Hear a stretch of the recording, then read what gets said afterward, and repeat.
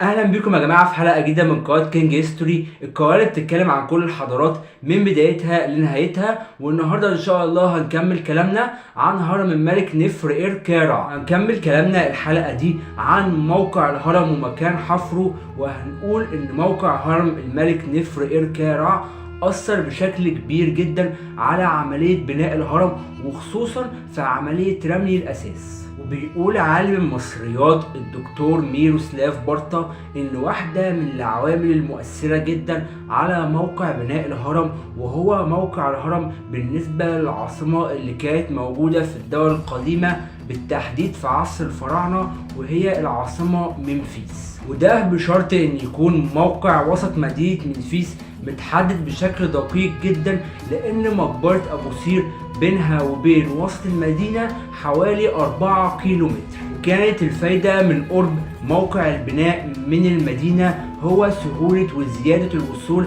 للموارد والقوى العاملة، وبالتحديد الموارد البشرية. وأهم منطقة كانت منطقة جنوب غرب أبو سير، عشان مقلع الحجر الجيري اللي كان موجود في المنطقة دي كان العمال بيستخدموه عشان يصنعوا كتل الحجر الجيري اللي كانوا بعد كده بيستخدموها عشان يبنوا بيها الهرم. وكان العمال بيحبوا في الغالب يلجأوا لمحجر أبو سير بالتحديد، عشان الحجر الجيري هناك كان سهل بشكل خاص، لأنه كان متقسم لحصى وطبقات معينة.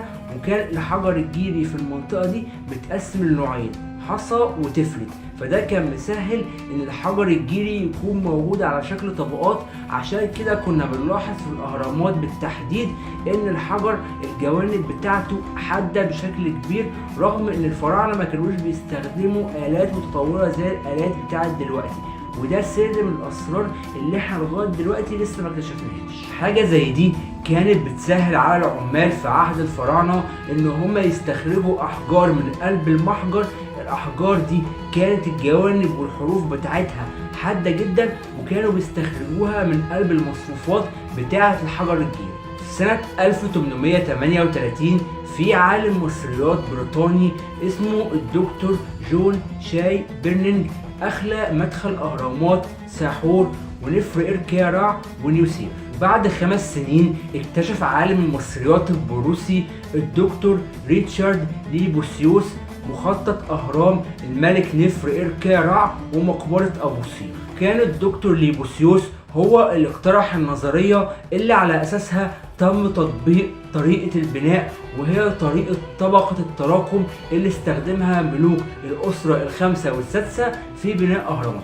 وواحدة من التطورات المهمة هي اكتشاف برديات أبو سير جوه معبد نفر إركارع خلال الحفريات غير المشروعة، بالتحديد سنة 1893. وفي سنة 1902 في عالم مصريات ألماني اسمه الدكتور لودفيج بوشاردت عمل في البعثة الألمانية اللي كانت في مصر، واللي كان هدفها ان هي تنقذ الأهرامات دي من ان هي تنهار. والبعثة دي قدرت ان هي تكتشف المعابد المجاورة والجسور المحفورة. والنتائج اللي توصلت اليها البعثة دي قدرت ان هي تنشرها بالتحديد سنة 1909. كان المعهد التشيكي لعلم المصريات مشروع تنقيب طويل الأجل بيدور في المنطقة دي منذ ستينيات القرن الماضي.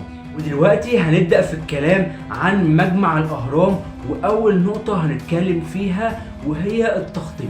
هنتكلم في التخطيط ونقول إن عملية بناء الهرم خضعت لتقنيات وتطور بسبب انتقال الأسرة الخامسة لنوع جديد من البناء في الأهرامات. وواحدة من التطورات دي هو ان المعبد الجنائزي حجمه بقى اصغر من ايام الاسرة الرابعة، والبنية التحتية للهرم اصبحت موحدة بشكل كبير جدا. ورغم البساطة اللي كان بيستخدمها ملوك الأسرة الخامسة في ان هم يبنوا الاهرامات بتاعتهم، الا انهم قدروا ان هم يخلوا اهراماتهم شكلها اجمل من خلال النقوش البارزة اللي كانوا بيعملوها على جدران الاهرام دي.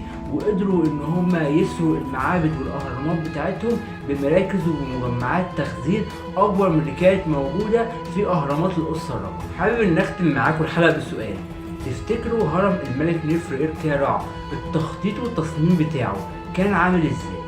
ان شاء الله السؤال ده هجاوب معاكم عليه الحلقه الجايه، وهتلاقوا لينك الفيسبوك والتيك توك بتاعي تحت في الديسكريبشن. ما تنسوش تعملوا لايك وسبسكرايب وتفعلوا زر الجرس عشان يوصل لكم كل جديد. سلام عليكم.